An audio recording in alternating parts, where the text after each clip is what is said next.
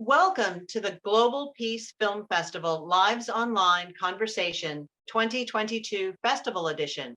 Please join me, Kelly Devine, the Artistic Director, and Nina Strike, the Executive Director, in conversation with Jake Isaacs, the filmmaker of the short film, The Count, which you can see as a part of our upcoming program for the 20th anniversary Global Peace Film Festival.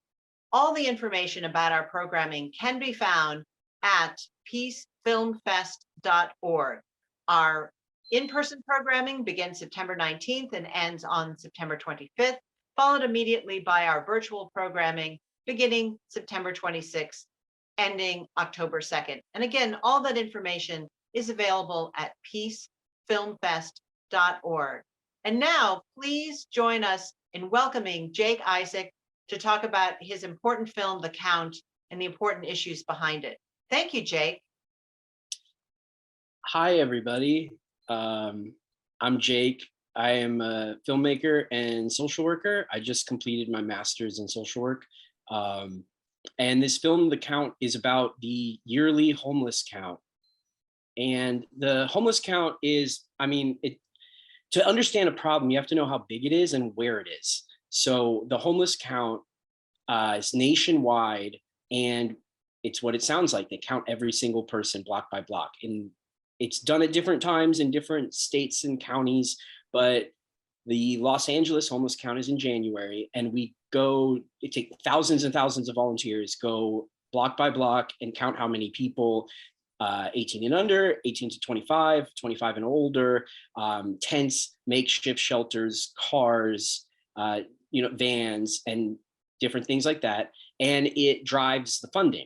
So HUD decides what county and what state gets what amount of money based on how many people there are. So the homeless count is the most important event of the year for homeless services because it literally drives all of the federal funding. And then cities break it down, or counties break it down into like neighborhood by neighborhood. So like Los Angeles, we have what they call special planning areas or SPAs. So this documentary follows the lead agency counting for all of SPA 6. SPA 6 is South LA. So it's one of the places that is most impacted by no housing and lots of homelessness. So this short film is to educate people about the homeless count and what it is, but also to highlight the work of social service providers who do this every year. So, yeah. Well, Jake, no, this is, I found it very instructive watching it. As you said, to get your arms around a problem, you first need to know the size of the problem. But I'd like to take a step back, because you mentioned that you're a social worker. And so what made you decide to approach this particular aspect through creating a documentary?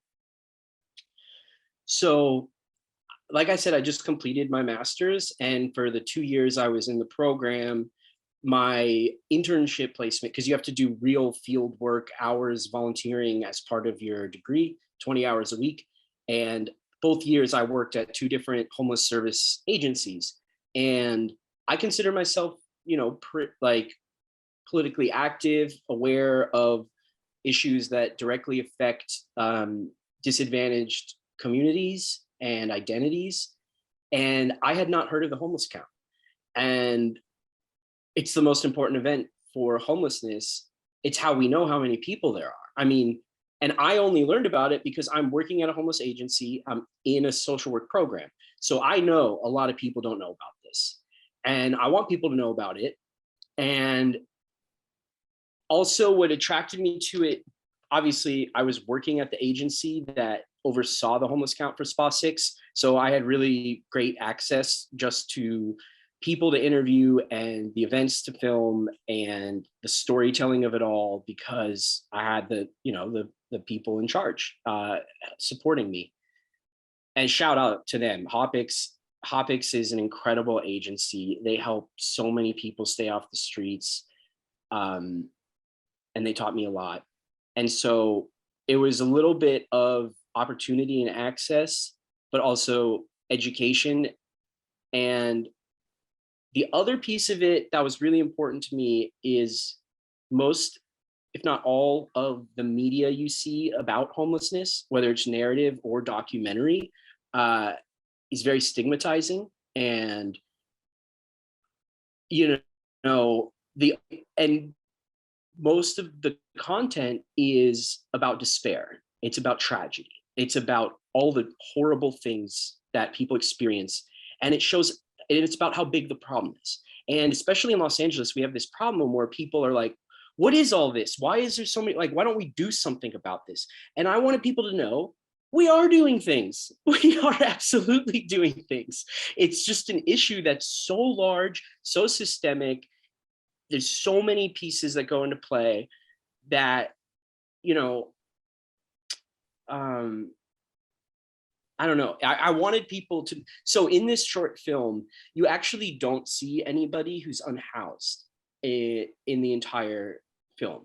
It's about the social service providers. I wanted to show that, yes, we are doing something. And not only are we doing something, but another assumption people make is that social workers and providers are like, oh, they have such a big heart. Oh, they're such great people, nice people, which is true. But they're really effing good at their job. They're better than you at their job. Their jobs are very, very hard, not just emotionally, but logistically and day in, day out. And I wanted them to get that recognition, and I wanted people to see that we are trying to work on it. But it's yeah. Well, Jake, I wanted to kind of tag back to something you had said about focusing on the social workers and not necessarily on the unhoused people, because that was one of the things that, as I was watching it, I was wondering if your intention had been, to an ethical one, to safeguard the identities and the privacy and the dignity of the people being counted. Absolutely. Absolutely. That was a piece of it. And absolutely, that is an issue. Um, Something that I've seen on social media that's upsetting is unhoused people, like on a subway, like doing something that someone unhoused might not do. And Twitter just like, haha, look at this. And that's, I mean, a lot of these people they're not proud of their situation, and you don't know them, you don't effing know them. And so it's not your place. And also, um I have seen, I was driving around in Skid Row, and I saw someone with a camera out their window, and all these people on the street started yelling, yo, camera, camera, camera, camera. Like, they know and they hate it. And it's just like, it's just gross. I think it's just gross. Um, I have shot things with formerly unhoused individuals, and they are people, not everyone, but a good amount of people who were formerly unhoused like to talk about their experience and share their experience for educational purposes and for others to know, like, where, what, how they got out of it. And so in that case, obviously it's fine to film, but yeah, I did not want to, and even I did not want to in general, but I also was told by Hopix, hey, not, and I'm like, yeah, yeah, yeah. Oh, very good, very good. Um, a big part of the reason why I was attracted to this film to program is that uh, our central mission at Global Peace Film Festival is not only to connect people with films that are compelling and educational, but also to hopefully give them something that they can take back into their own lives, into their own communities, to make the world a bit better place than they find it. And certainly, Orlando, Central Florida, has its share of issues with the unhoused, and it's, I think the more that people can understand the fullness as you say, of the problem. Um, it also humanizes it, and it also makes it possible for them, as you point out earlier in your comments, that things are being done, and where they may need to, as individuals, uh, support different programs, support how they should interact. You're mentioning about not taking photographs of people. I think that's really something that people need to take into consideration. Yeah, I just wanted to acknowledge something you said, and no disrespect, a lot of people say this, but I don't like when people say humanizing the issue. They're humans. You don't need to humanize it. They're humans. What Oh, I you get that. what Get you're that. It's doing is, unfortunately some people don't see it that way. yeah, yeah, and what you're doing is empathizing. You're not humanizing. They're people. You're empathizing. And um another thing I just want to quickly, um there's stigmatization that unhoused individuals either have a mental health problem or a drug problem, and that those issues are very common. A lot of times they come out of the experience of being unhoused, not the reason for being unhoused. I know a woman who didn't start doing meth until she was unhoused because she got beat up, raped, her stuff stolen, and so she was afraid to go to sleep. So she did meth to stay awake because she was scared. And 30% of people who are unhoused were evicted. 30% of people who are unhoused lost their job. 50% of Americans don't have more than $500 to their name. So homelessness is anybody, it's everybody. It could happen to you. If you don't, I mean, something I say to my friends is, hey, did you ever live at home past the age of 18? Yeah. Did you pay for rent and groceries? No. You were unhoused. You just had a really great shelter with people that loved you, but you were unhoused. If you didn't have that, you'd be on the street. So it's everyone. It can happen to anyone. And we have, so the most recent the homeless count numbers haven't come out yet for this year, and the last time we did it was 2020 because of COVID. So this is the numbers without the impact of COVID is 550,000 people nationwide are unhoused. 550,000 is the size of the population of Baltimore. Just think about that, the city of Baltimore. And, we can end homelessness. We know what to do. We've been doing research for 40, 50 years, and we know exactly how to do it. The biggest indicator is housing. Los Angeles has the biggest homelessness problem, and we have the biggest housing problem. Houston had a pretty large homeless problem, and they built a bunch of affordable housing, and homelessness went down. And HUD, the HUD did a study, and they found that we could end homelessness in America with $20 billion. $20 billion sounds like a lot of money, but we can approve that quickly. And I know that because we approved 40 billion for Ukraine, just like that. So I support Ukraine and everything. I'm not trying to take away from that situation. I'm just saying that it's possible for the Congress and the Senate to approve this amount of money quickly and easily if they did it for other things. It's also $20 billion is less than 1 week of the Pentagon budget. If they just take Christmas and New Year's off, we can end homelessness. Sorry, I just wanted to get a bunch of those facts out there for people so that they understand that this issue, it did not start today, and it is not the responsibility of the individual experiencing homelessness. We have a bootstraps culture in this country. And unfortunately, we need a bottom in order to preserve that mythology of bootstraps, because it's a cautionary tale. It's like, if you don't work hard, if you don't sell your soul to corporate America, this is what happens to you.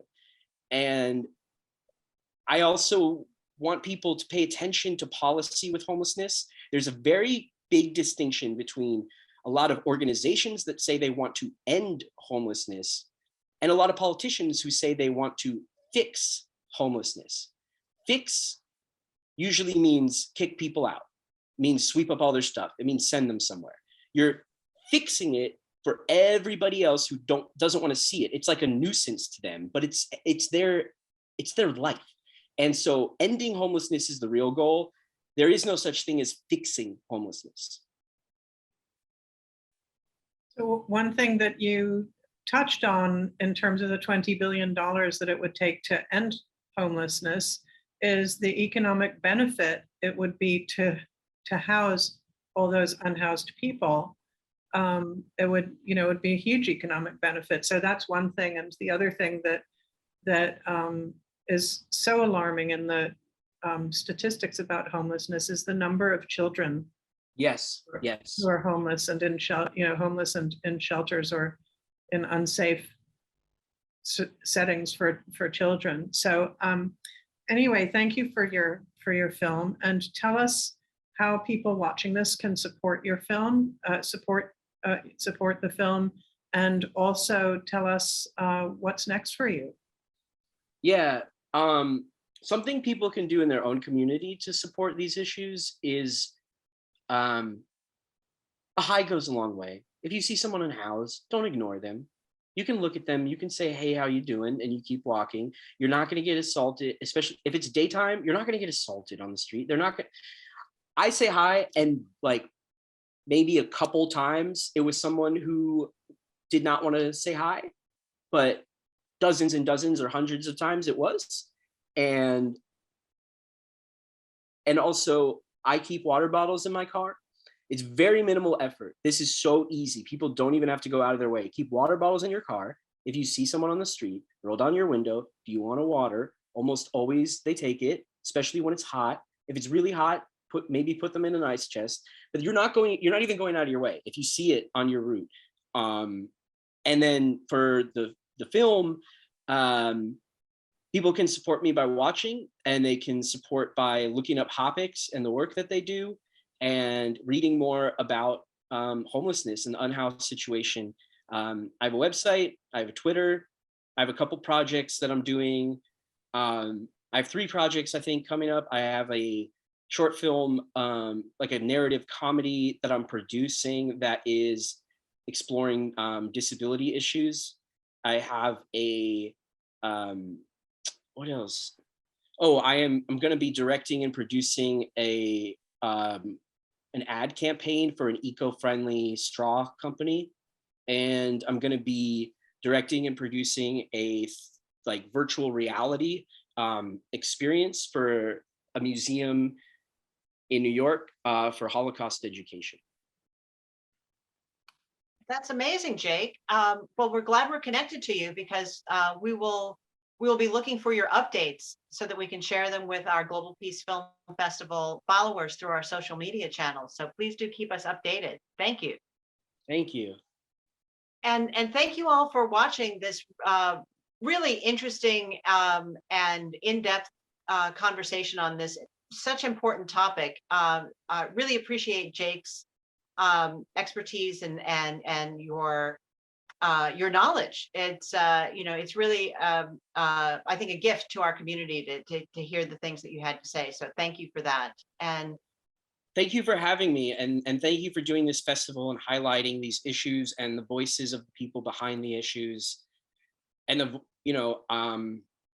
it's what we need. This is the same thing as the goal of the film, which is to get the issues out there, people talking about them. agreed.